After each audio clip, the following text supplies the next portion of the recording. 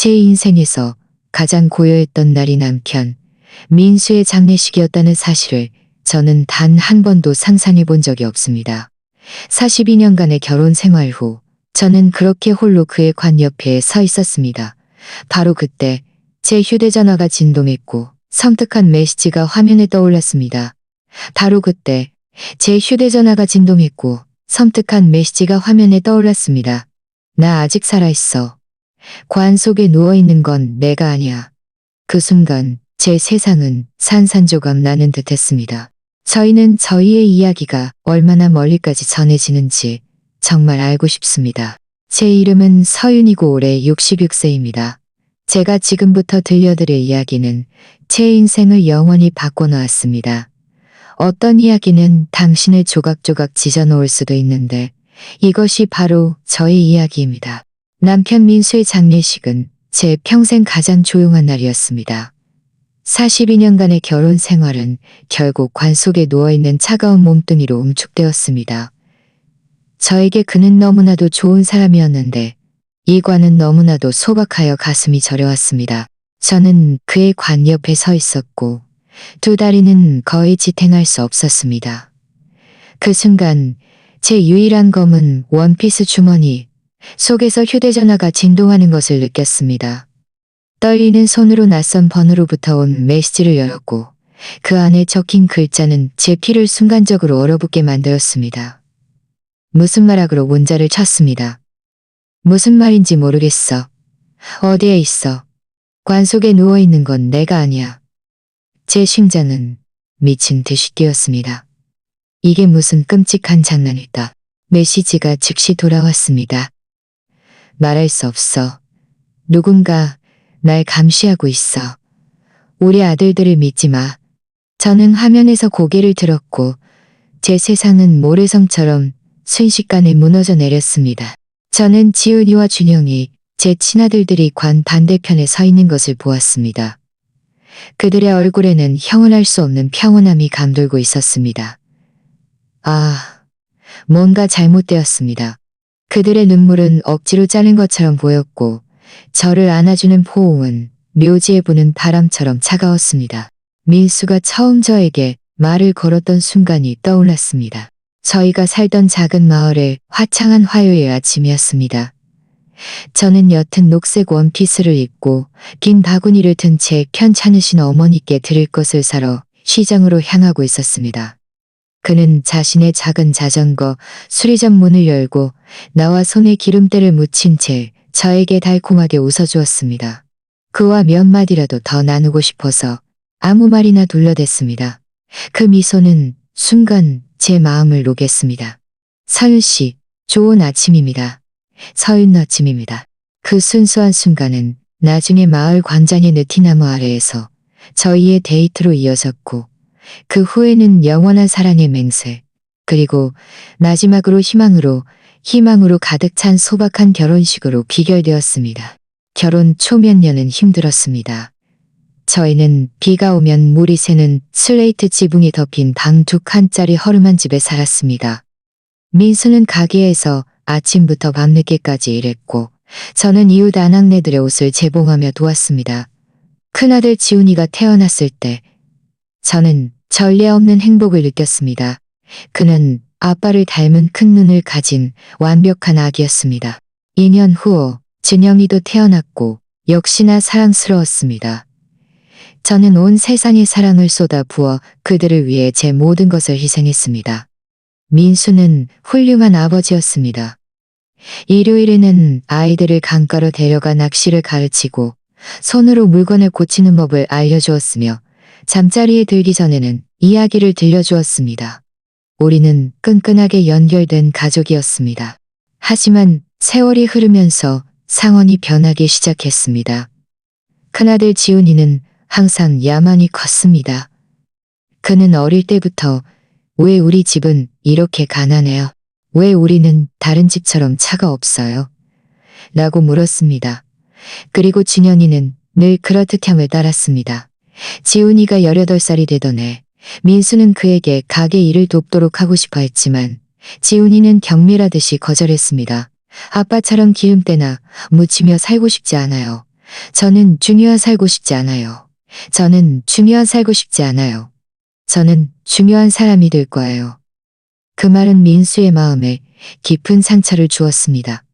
저는 밤늦게 그가 홀로 마루에 앉아 별은 밤늦게 그가 홀로 마루에 앉아 그의 아들은 그의 직업을 거부했을 뿐만 아니라 그의 평생의 삶의 방식을 부정했던 것입니다. 몇 년이 흘렀고 지훈이는 정말 서울의 부동산 업계에서 성공을 거두었습니다. 준영이도 얼마 지나지 않아 그를 따라 서울로 갔습니다.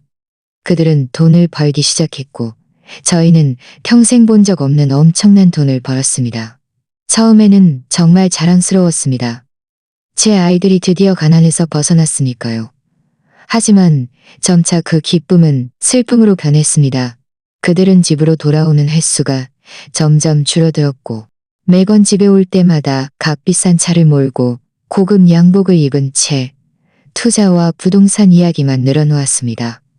그들은 저희의 허름한 집을 연민과 함께 당혹스러운 복잡한 눈빛으로 바라보았습니다. 엄마, 한 번은 지훈이가 돌아와서 말했어요. 두 분은 좀 더 좋은 곳으로 이사 가셔야 해요. 이 집은 곧 무너질 것 같아요. 그의 말이 틀린 것은 아니었지만 이 집은 저희의 모든 추억을 담고 있었습니다. 저희는 여기서 아이들을 키웠고 수천 번의 식사를 함께 했고 여기서 함께 늙어갔습니다.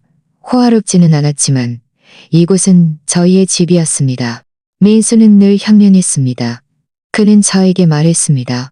서윤, 돈이 우리 아이들을 변하게 했어. 그들에게 우리는 더 이상 중요하지 않은 거야. 저는 그때 믿고 싶지 않았습니다. 저는 늘 그들의 부재, 짧은 전화, 지켜지지 않는 약속에 대해 변명했습니다. 그들은 사업 때문에 바쁜 걸 거야. 저는 스스로에게 그렇게 말했습니다.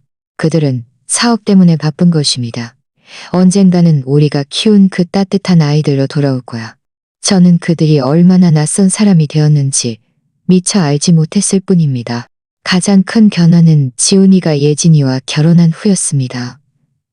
예진이는 도시 출신의 여자였고 저희의 소박한 삶을 경멸하는 것을 전혀 숨기지 않았습니다. 그녀가 처음 저희 집에 왔을 때 그녀는 하이힐을 신고 있었고 발걸음마다 저희 마루의 흙바닥에 빠져들었습니다. 그녀의 화려한 빨간 원피스는 제가 평생 입었던 모든 옷을 합친 것보다 비싸 보였습니다. 그녀는 억지로 미소를 제가 평생이다. 안녕하세요. 그녀의 눈은 저희의 초라한 집을 훑어보았고 그 시선은 저를 너무나도 작게 느껴지게 만들었습니다. 저녁 식사 때 제가 사람을 담아 준비한 음식은 그녀가 거의 손도 대지 않았습니다. 지훈이는 긴장한 듯 보였고 예전에는 전혀 부끄러워하지 않던 일들에 대해 계속해서 사과했습니다. 다음에는 우리가 외식하러 가요. 그는 예진이에게 제가 듣지 못할 것이라고 생각하며 낮은 목소리로 말했지만 준영이는 아직 미혼이었지만 형의 그런 냉담한 태도를 배웠습니다. 그가 집에 오는 횟수는 특별한 명절로 제한되었고 심지어 올 때도 늘 급히 떠나려는 듯 보였습니다. 휴대전화를 손에서 놓지 않은 채 사업 이야기를 했습니다. 따뜻했던 일요일 가족 식사는 머나먼 추억이 되었고 설 명절도 차갑고 무관심하게 변했습니다.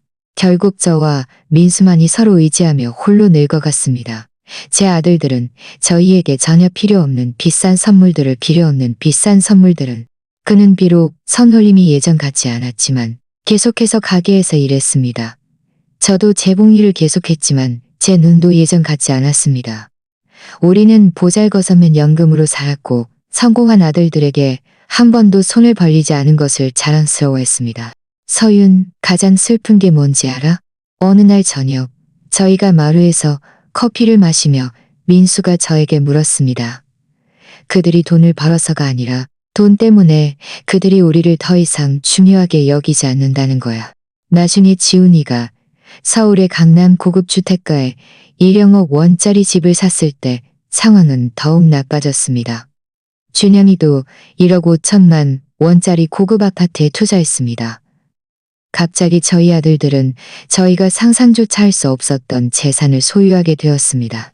이 집을 팔고 요양원으로 이사 가셔야 해요. 예진이가 한 번은 방문했을 때 제안했습니다. 어머님, 아버님 연세에 맞는 정말 좋은 곳이 많아요. 요양원이라는 세 글자는 제 뺨을 때리는 것 같았습니다. 뭐요? 저희가 40년간 일궈온 집인데 그들은 이제 저희를 요양원에 보내려고 하는 건가요?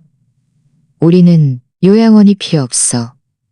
민수는 품위 있게 대답했습니다. 우리는 여기서 잘 지내. 하지만 저는 지훈이와 준영이의 얼굴 표정을 보았습니다. 그들은 예진이의 생각을 지지하고 있었습니다. 그들에게 우리는 짐이었고 가장 편리한 방법으로 해결해야 할 문제였습니다. 그때부터 그들은 더욱 직접적인 제안을 하기 시작했습니다. 어느 날 지훈이가 서류를 들고 왔습니다.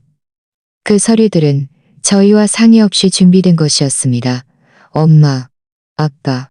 그는 이미 완벽하게 익힌 가짜 미소를 지으며 말했습니다. 저는 항상 두 분의 미래를 생각하고 있었어요. 이 집은 기껏해야 몇 천만 원 정도 가치밖에 안 되니 이걸 팔고 제가 돈을 조금 더 보태서 더 좋은 곳으로 이사 가시도록 해드릴 수 있어요. 저희에게는 수십 년간 행복하게 해서 가시도록 해드릴 수 있어요. 벌써 70세인데 이제 쉬셔야 했던 이 집보다 더 좋은 곳은 없었습니다. 하지만 지훈이는 이해하지 못했습니다. 그에게는 모든 것이 돈의 가치로만, 저에게는 모든 것이 돈의 가치로만 남았습니다.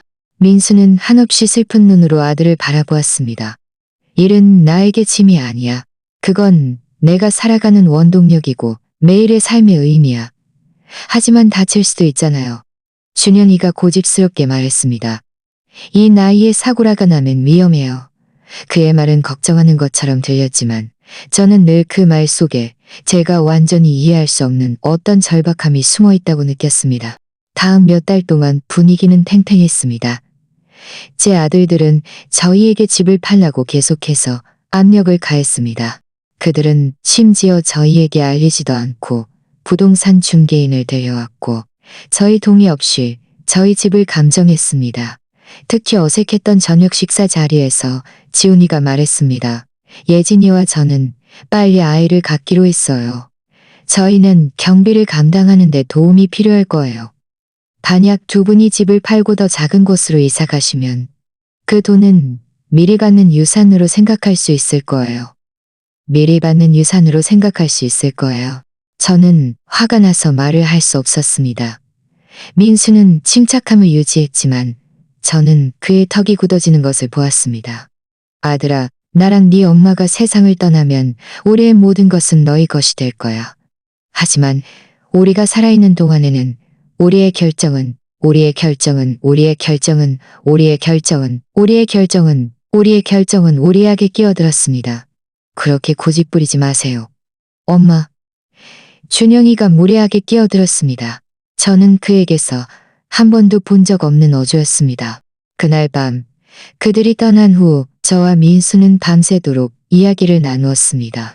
결혼 생활 수십 년 만에 처음으로 저희 아들들이 저희가 생각하는 그런 아이들이 아닐 수도 있다는 것을 논의했습니다. 서윤, 뭔가 잘못됐어. 남편이 말했습니다. 그의 눈에는 제가 한 번도 본 적 없는 걱정이 서려 있었습니다. 이건 단순히 야만이나 조급함이 아니야. 이 압력 뒤에는 더 어두운 무언가가 있어. 저는 그때 그의 말이 그렇게 정확할 줄은 전혀 생각하지 못했습니다. 제가 지훈이와 나눈 마지막 정상적인 대화는 민수가 세상을 떠나기 3주 전이었습니다. 그는 혼자 왔고 예진이는 동행하지 않았습니다. 그는 평소보다 더 진지해 보였습니다. 엄마. 그는 부엌 식탁에 앉아 말했습니다. 그곳은 그가 어릴 때 수없이 아침 식사를 했던 곳이었습니다. 무슨 일이 생기더라도 저와 준영이는 항상 엄마를 돌볼 거예요. 그때는 그의 말이 저를 안심시켰지만 지금 민수의 관 옆에 서서 돌이켜보니 소름이 끼쳤습니다. 그는 왜 무슨 일이 생기더라도 라고 말했을까요? 제가 알지 못했던 것은 모든 것을 바꾼 사고가 화요일 아침에 일어났다는 것입니다.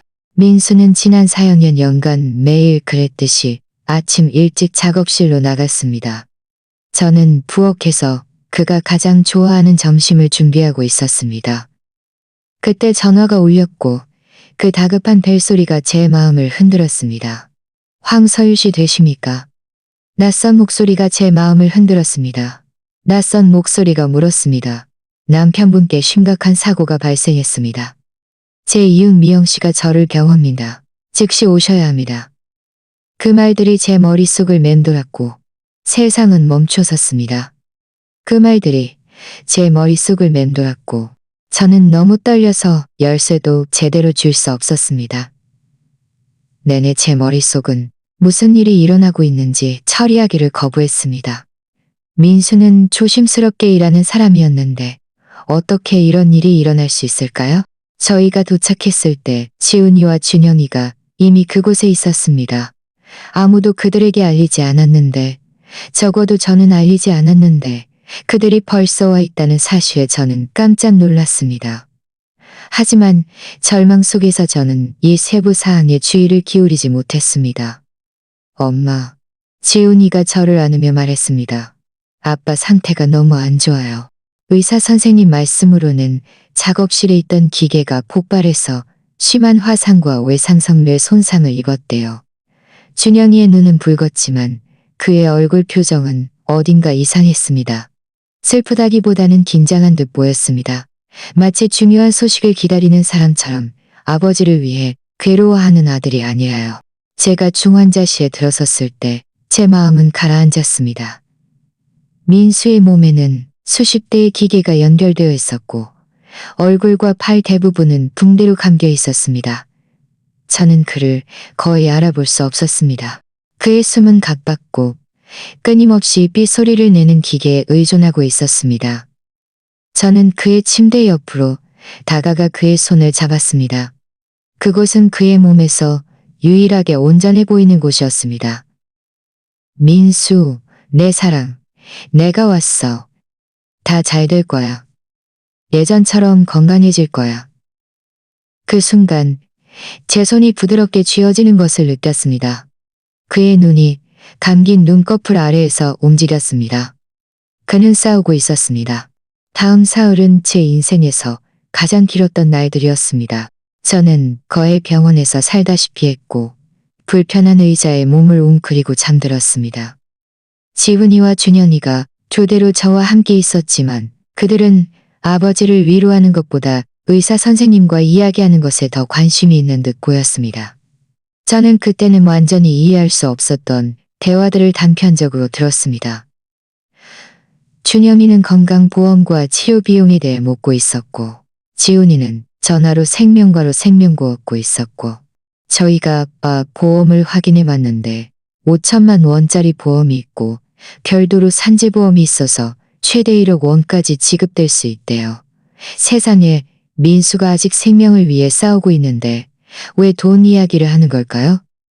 왜 그는 아빠의 회복이 아니라 보험에 대해 걱정하는 걸까요? 왜 그는 아빠의 회복이 아니라 보험에 대해 걱정하는 걸까요?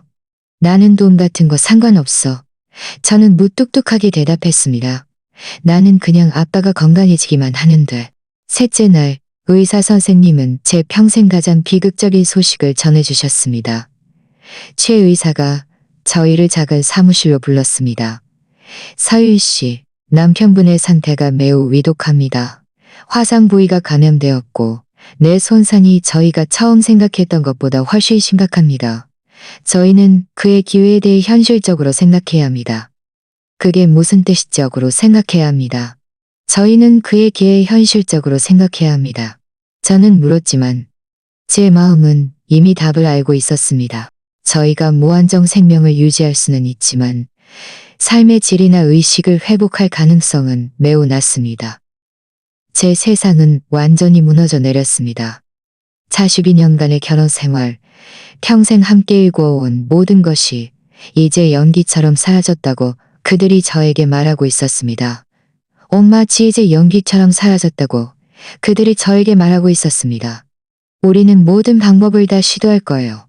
얼마가 들든 얼마나 많은 시간이 걸리든 상관없어요. 아빠는 이렇게 살고 싶어 하지 않으셨을 거예요.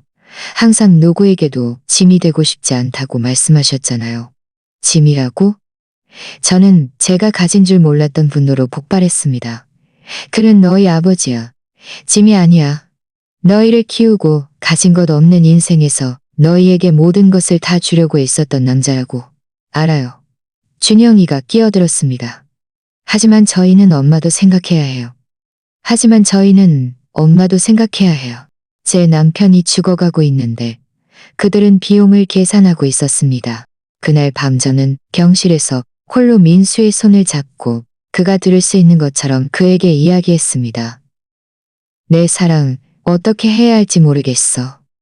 의사 선생님은 희망이 없다고 하지만 난 당신을 보낼 수 없어. 당신 없는 삶은 상상할 수 없어. 바로 그때 지금도 저를 소름 끼치게 하는 일이 일어났습니다. 그의 손가락이 미세하게 움직였고 거의 알아차릴 수 없는 힘으로 제 손을 쥐었습니다. 그의 입술이 무언가 알아차릴 수 없는 힘으로 제 손을 쥐었습니다. 저는 절망적으로 간호사를 불렀습니다. 그가 반응해요. 하지만 그들이 도착했을 때 민수는 다시 이전 상태로 돌아가 있었습니다. 간호사는 그를 살피더니 고개를 저었습니다. 사모님, 가끔 비자발적인 근육 경련이 있을 수 있습니다. 의식이 있다는 뜻은 아닙니다. 하지만 저는 알았습니다. 제가 무엇을 느꼈는지 알았습니다. 민수, 그는 저와 소통하려 했습니다. 그는 저와 소통하려 했습니다. 이틀 후 새벽 기계의 경고음이 크게 울리고 불빛이 깜빡였습니다. 간호사들이 민수의 병실로 달려들어갔습니다. 저는 복도에서 짧은 잠을 자다 소음에 놀랐겠습니다. 안 돼. 저는 비명을 지르며 방으로 달려들어갔습니다. 의사들은 40분 동안 그를 살리려 노력했지만 소용없었습니다. 소용없었습니다. 새벽 4시 37분, 민수는 4시 37분, 민수는 공식적으로 사망 선고를 받았습니다. 그 순간 제가 느낀 고통은 현실적이었습니다. 심장이 가슴에서 산채로 뜯겨나가는 것 같았습니다. 지훈이와 준영이는 아버지가 돌아가신 지 1시간 후에야 병원에 도착했습니다. 그들은 마치 이 전화를 기다리고 있었다는 듯이 만반의 준비를 갖춘 모습이었습니다. 그들은 서류, 계약서, 그리고 장례식장 전화번호를 가져왔습니다. 저희가 마을 장례식장 전화번호를 가져왔습니다. 저희가 마을 장례식장과 이야기해뒀어요. 제가 아직 통제할 수 있을까요? 아버지를 이렇게 효니가 말했습니다. 오늘 아침에 시신을 모실 수 있대요. 보험회사에도요. 저는 뭔가 잘못되었다는 것을 알았지만 그때의 슬픔은 너무 깊어서 명확하게 생각할 수 없었습니다. 장례식은 다음 주 월요일로 정해졌고 지훈이가 제 의견을 전혀 묻지 않고 모든 준비를 도맡았습니다. 그는 가장 소박한 관, 가장 짧은 의식을 선택했습니다. 마치 모든 것을 빨리 끝내고 싶어 하는 것 같았습니다. 아빠는 이렇게 원하셨을 거예요. 제가 결정 과정에서 배제된 것에 대해 불평하자 그가 이렇게 말했습니다. 소박하게, 요란하지 않게. 하지만 민수는 더 나은 대우를 받을 자격이 있었습니다. 이렇게 서둘러 그를 묻고 잊으려는 무례한 장례식이 아니라요. 장례식 날, 날씨는 흐리고 추웠습니다. 마치 하늘도 민수를 위해 울고 있는 것 같았습니다. 저는 제 유일한 검은 원피스를 입었습니다. 몇 년 전 어머니 장례식 때 입었던 그 옷이었습니다. 제 손이 너무 떨려서 미영 씨가 등 뒤에 작은 단추를 채워줘야 했습니다. 힘내 서윤, 내 친구. 미영 씨는 제 머리를 조심스럽게 빗어주며 속삭였습니다. 민수는 네가 강한 모습을 보이길 원할 거야. 저는 너무나 공허했고 영혼 없는 껍데기 같았습니다. 42년간의 결혼 생활은 그렇게 쉽게 묻을 수 있는 것이 아니었습니다. 집안의 모든 것이 그를 떠올리게 했습니다. 그의 식탁 위 커피잔, 마루의 공구들, 아직 그의 향기가 남아있는 베개까지. 저희가 묘지에 도착했을 때 저는 예상보다 훨씬 적은 사람들에 놀랐습니다. 저는 민수의 동료들, 이웃들, 친구들이 더 많이 올 것이라고 생각했습니다. 하지만 현장에는 지훈이, 준영이, 예진이, 미영 씨, 그리고 저뿐이었습니다. 작업실의 젊은 친구들은 어디 갔니? 제가 지훈이에게 묻자 그가 재빨리 대답했습니다. 저희가 누구에게도 폐를 끼치고 싶지 않았어요. 아빠는 좀 조용한 분이셨고 사적인 의식을 원하셨을 거예요. 하지만 그건 사실이 아니었습니다. 민수는 자신의 공동체를 사랑했고 이웃들을 아꼈습니다. 그는 모두가 그에게 마지막 작별 인사를 하러 오기를 바랐을 것입니다. 왜 지훈이는 모든 것을 이렇게 신비롭고 서둘러 처리하기요. 회식 내내 저는 묘한 초연함으로 아들들을 관찰했습니다. 지훈이는 상황에 걸맞은 진지한 표정을 유지했지만 그의 눈은 계속해서 시계로 향했습니다. 준영이는 더 중요한 일이 있는 것처럼 안절부절 못했습니다. 예진이는 검은 그의 아래로 몰래 휴대전화를 보고 있었습니다.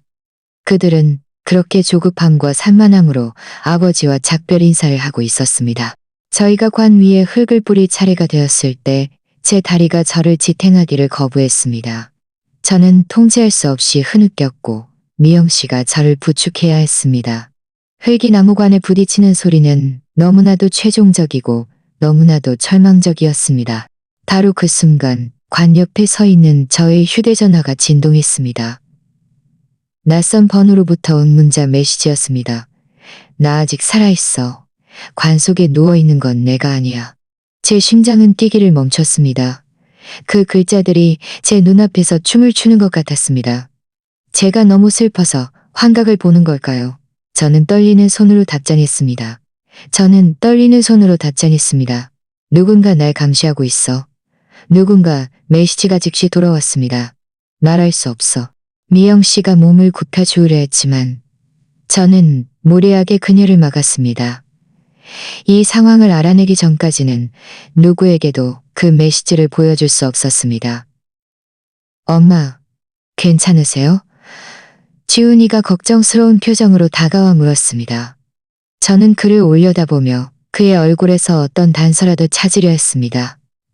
그년, 집에 가고 싶어. 그의 눈은 진실해 보였지만 이제 그의 모든 움직임, 모든 말, 모든 표정이 의심스러웠습니다. 집으로 돌아오는 길 내내 제 머릿속은 그 메시지들로 가득했습니다. 누군가 제 인생에서 가장 힘든 시기에 잔인한 장난을 친 것일까요? 아니면 민수가 정말 살아있을 가능성이 있을까요? 하지만 그가 살아있다면 저희가 모든 사람은 대체 누구일까요? 그날 밤 저는 이제 무덤처럼 느껴지는 이 집에서 홀로 지난 며칠의 모든 세부 사항을 뒤집어 보았습니다. 민수의 사고는 처음부터 이상했습니다. 지훈이의 말에 따르면 작업실 기계가 폭발했다고 했지만 민수는 그곳에 나사 하나하나까지 훤히 꿰뚫고 있는 사람이었습니다. 그는 유지 보수에 꼼꼼했고 안전에 더더욱 집착했습니다. 그리고 아무도 그들에게 알리지 않았는데 제 아들들은 어떻게 그렇게 빨리 병원에 도착했을까요? 병원은 저에게 먼저 전화했습니다. 제가 긴급 연락인이었습니다. 그들은 어떻게 저보다 먼저 사고를 알았을까요? 그리고 첫날부터 지훈이와 준영이는 고엄과 수혜자에 대해 계속 이야기했습니다. 마치 그들은 이 순간을 기다려왔고 이를 위해 준비라도 한 것처럼요. 저는 민수의 서류를 뒤져보기로 결심했습니다. 그의 낡은 나무 책상 서랍 속에 그는 모든 중요한 서류를 금속 상자에 보관했습니다. 저는 지훈이가 언급했던 5천만 원짜리 보험 증서를 찾았습니다. 하지만 뭔가 기억나지 않는 것이 있었습니다. 이 보험 증서는 불과 6개월 전에 500만 원에서 5천만 원으로 보장액이 중립된 것이었습니다. 준현수는 왜 보험을 늘렸을까요? 그는 저에게 이 사실을 한 번도 언급한 적이 없었습니다. 저는 계속해서 찾다가 더 불안한 것을 발견했습니다. 제가 전혀 알지 못했던 산재보험 증서였습니다. 그가 사망하기 2달 전에 가입된 것이었습니다. 업무 중 사고로 사망할 경우 1억 원을 보상받을 수 있었습니다. 저희 같은 가정에는 엄청난 금액이었지만 어떤 양심 없는 사람들에게는 충분히 유혹적인 거액이기도 했습니다. 제 휴대전화가 다시 진동했습니다. 여전히 그 낯선 번호였습니다.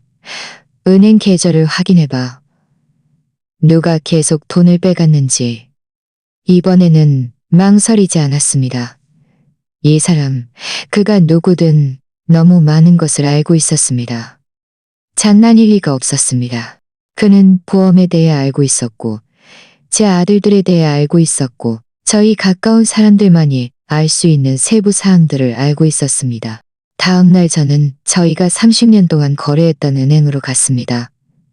김 지점장님은 저희를 오랫동안 알고 지냈습니다. 그는 저를 보자마자 진심으로 위로했습니다. 서인 씨, 민수 씨 일은 정말 유감입니다. 좋은 분이셨죠. 고맙습니다. 김 지점장님. 오늘 저는 저희 계좌를 확인하러 왔어요. 저희의 현재 재정 상태를 파악해야 해서요. 그가 최근 6개월간의 거래 내역서를 보여주었고 제가 본 것은 온몸을 떨게 만들었습니다. 지난 3개월 동안 저희의 저축 계좌에서 여러 차례 거액의 인출이 있었습니다. 1월에 300만 원, 2월에 900만 원, 3월에 1,200만 원, 3월에 1,200만 원, 3월에 1,200만 원, 3월에 1,200만 원. 저는 이 돈이 사용된 것을 전혀 알지 못했습니다. 누가 이 인출을 승인했나요? 제 목소리가 떨렸습니다. 남편분께서 직접 오셨습니다. 저희가 얼마를 가지고 있고 어디에 돈을 쓰는지 저는 분명히 알고 있었습니다. 민수는 작업실에 어떤 비싼 수리가 필요하다고 말한 적이 없었습니다. 그 인출에 대한 서명 영수증이 있나요? 제가 물었고 그가 영수증을 보여주었습니다. 분명 민수의 서명 영수증을 보여주었습니다. 분명 민수의 서명처럼 보였지만 평소 그의 굳건하고 또렷한 글씨체에 기억나는군요. 김 지점장님, 제 심장님, 제 점장님. 한두 번 정도는 아들 중 한 명과 함께 오셨던 것 같아요. 지훈이었던 것 같습니다. 그는 아빠가 돋보기를 가져오지 않아서 서류를 잘 볼 수 없다고 도와드리러 왔다고 말했습니다. 지훈이, 제 아들이 제가 모르는 사이에 이 인출에 관여했고 아버지의 시력이 좋지 않다는 것을 핑계로 삼았던 것입니다. 하지만 민수는 돋보기를 쓰면 아주 잘 보였고 낮에는 돋보기를 벗는 일이 없었습니다. 그날 오후 저는 은행 영수증을 몇 번이고 들여다보는 동안 또 다른 메시지를 받았습니다. 보험은 그들의 아이디어였어. 그들은 민수 아저씨에게 더 많은 보장이 필요하다고 설득했지. 그건 함정이었어. 더 이상 쌓여가는 증거들을 부정할 수 없었습니다. 의문에 진입된 보험, 무단 인출, 제가 모르는 거래에 지훈이가 나타난 것, 그의 아버지의 죽음을 처리하는 소름 끼치도록, 쿄의 아버지의 죽음을 처리하는 소름 끼치도록 효율적인 모습, 아버지가 죽어가는 동안의 냉담함. 하지만 제가 가장 두려워하는 질문은 만약 그들이 정말 민수의 죽음을 계획했다면 다음 며칠은 의심과 증오로 가득 찬 악몽이 되었습니다. 지훈이의 모든 미소, 준영이의 모든 포옹, 모든 위로의 말은 그 아래에 사악한 것이 숨겨진 가면처럼 느껴졌습니다. 하지만 이 끔찍한 진실을 받아들이기 전에 저는 더 많은 증거가 필요했습니다. 제 휴대전화로 그 신비한 번호로부터 메시지가 왔습니다. 민수 아저씨 작업실로 가봐. 책상 서랍을 뒤져보면 네가 못 본 게 있을 거야. 저는 작업실로 가기로 결심했습니다. 사고 이후 처음으로 가는 곳이었습니다. 지훈이는 기계가 폭발했다고 했지만 제가 그곳에 도착했을 때 제가 예상했던 것과는 완전히 달랐습니다. 작업실은 폭발이 일어났던 현장치고는 지나치게 조용했습니다. 불에 탄 흔적도 없고 파편도 없고 심각한 사고가 남겼어야 할 파괴의 흔적도 전혀 없었습니다. 폭발한 기계는 어디 있지? 저는 스스로에게 큰 소리로 물으며 이곳저곳을 꼼꼼히 살폈습니다. 모든 기계는 제자리에 있었고 정상적으로 작동하고 있었습니다. 용접기, 압축기, 전기통 모두 온전했습니다. 민수의 책상 서랍에서 저는 소름 끼치는 것을 발견했습니다. 그의 필체로 쓰인 쪽지였습니다. 날짜는 그가 세상을 떠나기 사흘 전이었습니다. 지훈이가 계속 보험을 더 늘려야 한다고 주장하고 있어 서윤을 위한 거라고 말했지만 뭔가 이상해. 그의 동기를 믿을 수 없어. 그 쪽지 아래에는 또 다른 쪽지가 있었습니다. 준영이가 서류 몇 장을 가져와서 서명하라고 했어. 작업실 현대화를 위도를 가져와서 서명하라고 했었지만 저에게 말하기도 전에 저에게 말하기도 전에 죽었던 것입니다. 난 그게 뭔지 이해할 수 없어. 왜 그렇게 서두르는 거지? 저는 계속해서 찾다가 봉투 하나를 발견했습니다. 제 이름이 적혀 있었습니다. 떨리는 손으로 봉투를 열었습니다. 내 사랑 서윤에게. 만약 네가 이 편지를 읽고 있다면 나에게 무슨 일이 생겼다는 뜻일 거야. 지난 몇 달 동안 지훈이와 준영이에게서 이상한 지훈이에게서 이상한 적일 수 있으니 안전에 더 주의에게서 이상한 열의를 감지했어. 그들은 우리의 돈, 보험, 집을 파는 것에 대해 지나치게 관심이 많아. 왜 그런지는 모르겠지만 그 말은 협박처럼 들렸어. 사랑해, 서윤. 나에게 무슨 일이 생기더라도 누구도 맹목적으로 믿지 마. 심지어 우리 아들들이라도 말이야. 편지가 제 손에서 미끄러져 떨어졌습니다. 민수는 자신의 죽음을 느꼈습니다. 그는 제가 모성이 때문에 맹목적으로 무시했던 경고, 신호들을 보았던 것입니다. 그날 밤 지훈이가 저를 찾아왔습니다. 그는 와인 한 병을 들고 있었고 이제 와서는 완전히 거짓으로 보이는 미소를 띠고 있었습니다. 엄마, 그는 제가 마시고 싶은지 묻지도 않고 혼자 술잔을 채우며 말했습니다. 저는 항상 엄마의 미래를 생각하고 있었어요. 보험금은 이미 처리 중이고 1억 5천만 원 정도 될 거예요. 그 금액을 어떻게 알아? 제가 천진난만하게 묻자 그가 말했습니다. 제가 보험 서류 처리를 도왔잖아요. 아빠는 엄마가 편안하게 살 수 있도록 충분한 돈을 가지고 있는지 확인하고 싶어 하셨어요. 제가 그의 반응을 가지고 있는지 확인하고 싶어 하셨어요. 정말 거짓말투성이었습니다. 민수는 보험을 늘리고 싶어 하십니다. 민수는 보험을 늘리고 싶어 하십니다. 그의 눈이 빛났고 그 빛은 저를 오싹하게 만들었습니다. 엄마는 좀 더 작고 아늑한 집을 살 수도 있고 아니면 더 좋은 방법은 좋은 요양원으로 이사가는 거예요. 거기에는 동반자도 있고 의료 서비스도 받을 수 있잖아요. 저와 준영이가 엄마 돈을 관리해서 돈이 돈을 관리해서 돈이 돈을 관리해서 돈이 돈을 벌게 해드릴 수 있어요. 내 돈을 관리한다고? 저는 믿지 않았습니다. 정말 카렴치했습니다. 저희는 그냥 엄마를 돌보고 싶을 뿐이에요. 저희는 투자와 사업을 이해하고 있으니 몇 년 안에 그 돈을 3배로 불려드릴 수 있어요. 생각해 볼게. 저는 시간을 벌기 위해 말했습니다. 그는 미선적인 다정함으로 대답했습니다. 하지만 너무 오래 생각하지 마세요. 이건 엄마를 위한 거예요. 그가 떠난 후 저는 부엌에 앉아 분노와 두려움이 떨었습니다. 제 친아들들이 아버지를 살해했을 뿐만 아니라 이제 저에게 남은 모든 것을 훔칠 기회였을 뿐만 아니라 그날 밤 제 휴대전화가 진동했습니다. 이번 메시지는 이전보다 훨씬 길었습니다. 서윤 씨, 저는 이민혁입니다. 사립탐정이죠. 민수 아저씨는 돌아가시기 3주 전 저를 고용했습니다. 지훈이와 준영이를 믿지 않았기 때문이죠. 그들은 그의 아침 커피에 탈륨을 넣어 그를 독살했습니다. 저는 그들의 대화, 녹음 증거를 가지고 있습니다. 그들은 모든 것을 계획했습니다. 내일 오후 3시, 모퉁이 카페에서 가장 안쪽 테이블에 앉아 계세요. 드디어 저에게 이 메시지일 겁니다. 더 중요한 것은 제 남편을 위해 정의를 되찾는 데 필요한 증거를 얻게 될 것이라는 점이었습니다. 하지만 저에게 시간이 많지 않다는 것도 알았습니다. 지훈이와 준영이는 이미 그들의 의도를 드러냈습니다. 제가 빨리 행동하지 않으면 결국 요양원에 갇히게 될 것이고 그들은 민수의 목숨과 맞바꾼 돈을 가지지 목숨과 맞바꾼 돈을 가시게 될 것입니다. 전쟁은 이미 시작되었습니다. 기록제가 내혹한 투는 이미 시작되었습니다. 다음 날 저는 긴장과 기대를 품고 가장 단정한 보라색 원피스를 신중하게 입었습니다. 오후 2시 30분. 저는 굳건하지만 신중한 발걸음으로 카페를 향했습니다. 모든 그림자가 의심스러웠고 길거리의 모든 사람이 제 아들들이 보낸 첩자일 수도 있었습니다. 카페 안에는 사람이 많지도 적지도 않았습니다.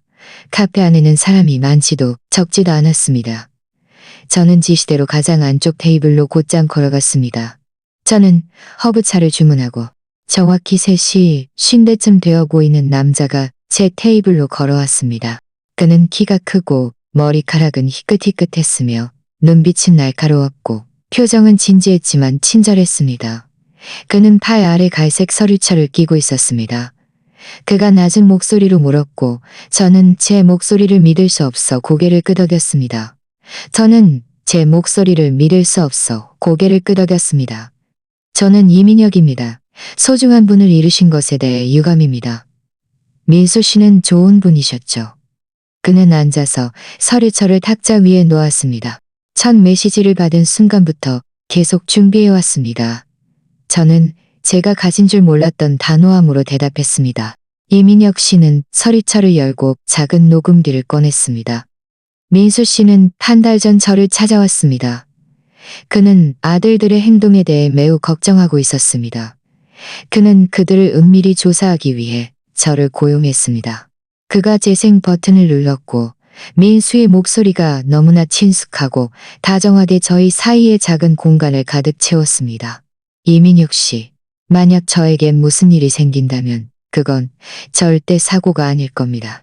지훈이와 준영이가 계속 저에게 보험보장액을 늘리라고 압력을 가하고 있습니다.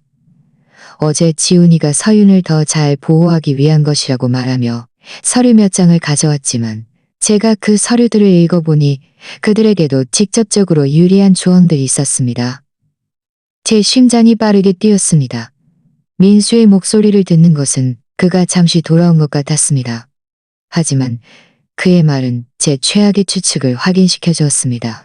녹음은 계속되었습니다. 준영이가 제 일상생활에 대해 이상한 질문들을 계속했습니다. 아침 식사로 무엇을 먹는지, 서윤이와 함께 작업실에 가면 몇 시에 나가는지. 그는 걱정돼서 그런다고 말했지만 그의 말하는 방식에 저를 불안하게 했습니다. 이민혁 씨는 녹음을 잠시 멈췄습니다. 이 대화는 그가 돌아가시기에 3주 전의 것입니다. 하지만 더 최근의 것입니다. 하지만 더 최근의 것도 있습니다. 그가 또 다른 녹음을 재생했고 이번에는 지훈이가 전화로 이번에는 지울이었습니다. 안 돼. 우리는 더 이상 기다릴 수 없어. 증상이 심장마비나 뇌졸중처럼 보이니까.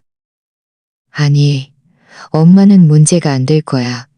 아빠가 죽으면 엄마는 슬픔에 빠져 무너질 거고 그때 우리는 엄마를 마음대로 할 수 있을 거야. 눈물이 제 뺨을 타고 흘러내리기 시작했습니다. 제 아들의 목소리였습니다. 제 친아들의 목소리가 자신의 아버지를 살해할 계획을 맹렬하게 세우고 있었습니다. 더 있습니다. 이민혁 씨가 조용히 말했습니다. 이 녹음은 그가 돌아가시기 전날의 것입니다. 새로운 녹음이 시작되었고 이번에는 준영이가 누군가와 이야기하는 소리였습니다. 모든 준비는 끝났어. 내일 지훈이가 아빠 커피에 탈륨을 넣을 거야. 우리는 그에게 의사가 추천한 특별 비타민 보충제라고 말했어. 그 바보는 아무 의심 없이 마실 거야.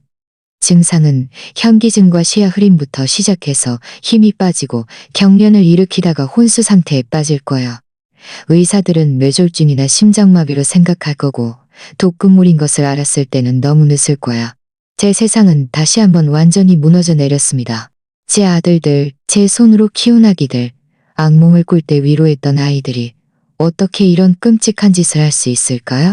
이 녹음들을 어떻게 얻었나요? 제가 목이 메어 물었습니다. 민수 씨가 저에게 그의 집에 도청장치를 설치해달라고 부탁했습니다.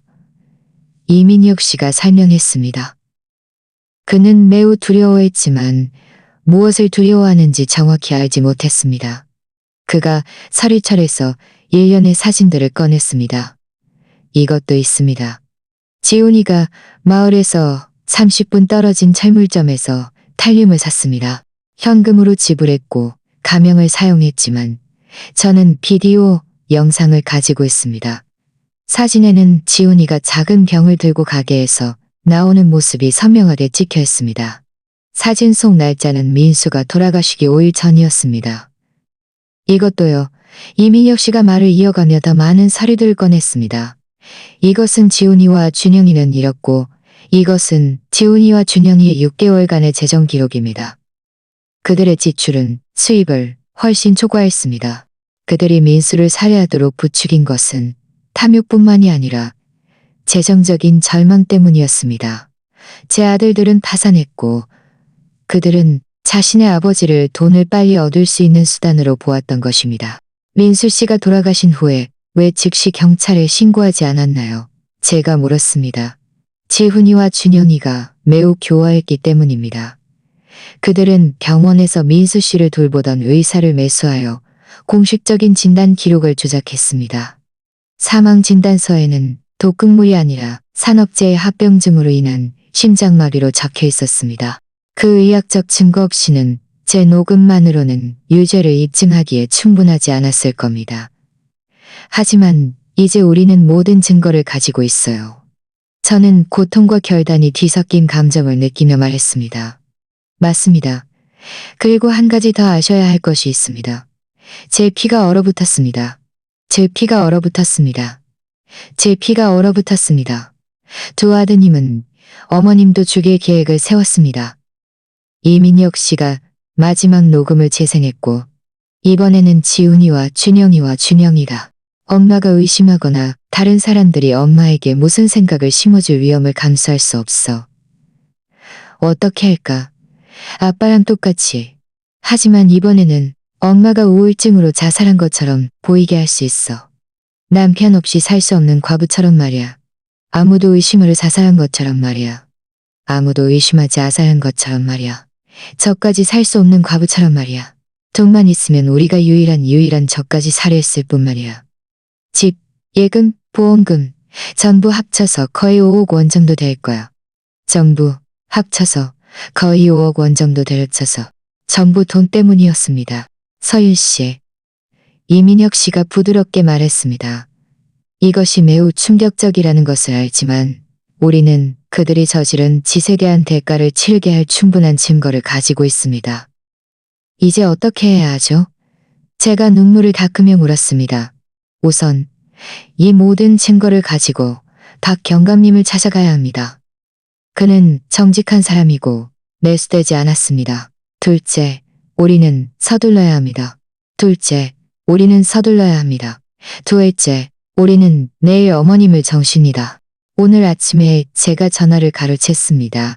그들은 내일 아침 10시에 법원 판사님을 만날 예정입니다. 정신능력 상실 절차를 시작하기 위해서요. 저는 몇 주 동안 느껴본 적 없는 결단력을 가지고 일어섰습니다. 그럼 우리는 오늘 밤 행동해야 합니다. 그날 밤 저와 이민혁 씨는 곧장 경찰서로 향했습니다. 박 경감님은 유능하고 직업의식이 투철한 분이었고 저희 계획에는 더할 나위 없이 좋았습니다. 저희는 그에게 모든 증거를 보여주었습니다. 녹음 파일, 지훈이가 탈륨을 사는 사진, 무단 인출을 보여주는 은행 서류, 민수의 건강 상태를 증명하는 의료 기록, 그리고 마지막으로 아버지 살해를 인정하고 저를 살해할 계획을 세우는 아들들의 육성대화 녹음까지. 박 경감님은 모든 녹음을 들으며 표정이 점점 더 진지해졌습니다. 네, 정말 천인공노할 일이군요. 저희의 이야기가 끝나자 그가 중얼거렸습니다. 정말 계속 진행하시겠습니다. 이 사람들은 돈 때문에 제 남편을 냉혈하게 살해했어요. 저까지 살해할 계획이었고요. 그들은 더 이상 제 아들이 아니에요. 그들은 범죄자이고 자신들의 죄에 대한 대가를 치러야 합니다. 3달 후 재판이 시작되었습니다. 법정은 사람들로 가득 찼고 몇몇 지역 신문 기자들이 훗날 페르나들 살해 사건으로 불리게 될 이 사건을 취재하기 위해 와 있었습니다. 증거는 반박할 수 없었습니다. 녹음은 거짓말하지 않았고 은행 서류도 거짓말하지 않았습니다.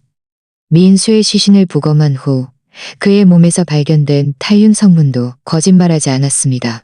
제가 증언할 차례가 되었을 때 저는 떨리는 다이였지만 맑은 정신으로 증인석으로 걸어갔습니다. 서윤 씨, 검사가 물었습니다.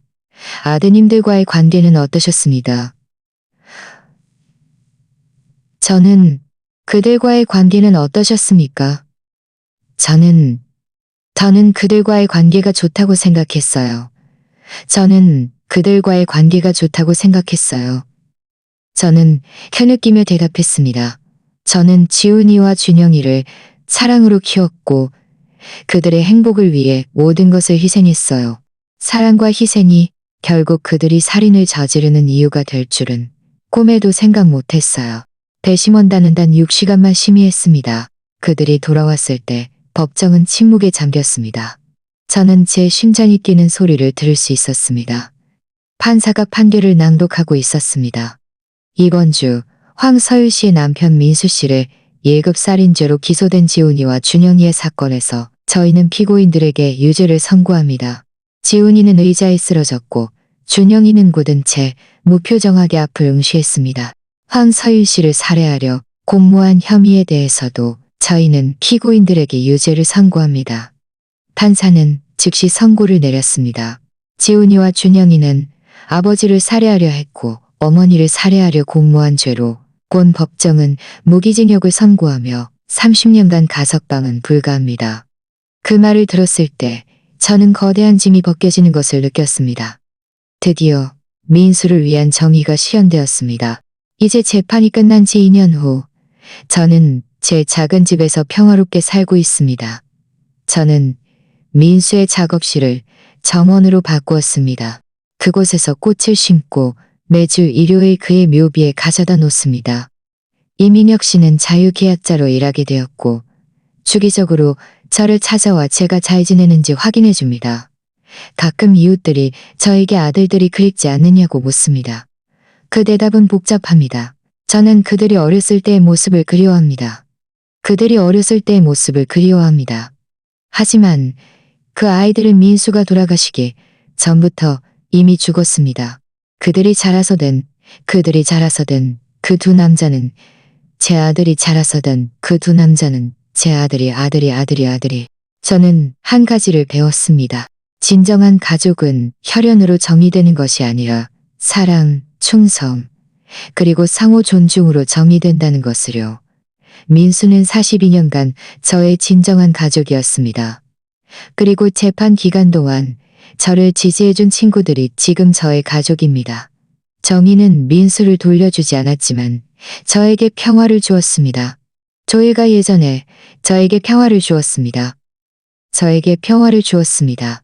조용한 밤, 저희가 예전에 자주 함께 커피를 마시던 마루에 앉아 있으면 제가 옳은 일을 할 만큼 충분히 강했다는 것을, 비록 그것이 제 아들들을 영원히 잃는 것을 의미하더라도 말입니다. 묘지에서의 그 끔찍한 날로부터 5년 후, 저는 보험금으로 민수 재단을 설립했습니다. 이 재단은 저와 비슷한 가족 비극을 겪은 피해자들을 돕는 데 전념하고 있습니다. 아무리 많은 돈도 제 남편을 되돌릴 수는 없지만 저희의 모든 노력은 저를 거의 집어삼킬 뻔했던 어둠에 대한 작은 승리입니다. 지난주 도움을 청하러 온 젊은 여성에게 제가 말했듯이 선이 있는 사랑만이 진정한 사랑입니다. 그리고 누가 범죄자이든 정의를 추구하는 것은 결코 늦지 않습니다. 자, 이 이야기가 좋으셨다면 화면에 뜨는 다음 영상을 클릭해주세요. 왜냐하면 그곳에는 당신이 한 번도 본 적 없는 배신과 반전으로 가득 찬 또 다른 이야기가 있기 때문입니다.